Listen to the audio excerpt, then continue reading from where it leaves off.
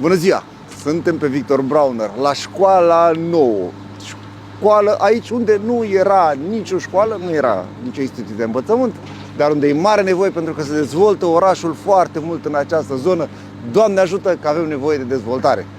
Și avem nevoie, evident, așa cum am mai spus, și de școală care este aproape gata. Suntem în curte, deja colegii au început să planteze copaci.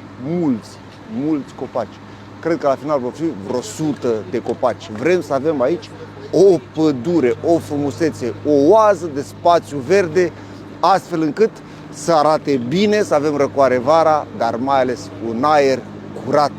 Cu cât mai mult spațiu verde, cu cât mai mulți copaci, cu atât aerul va fi mai curat. La un aer cât mai curat și un sector și un oraș cât mai verde, cu cât mai multe instituții de învățământ. O zi frumoasă!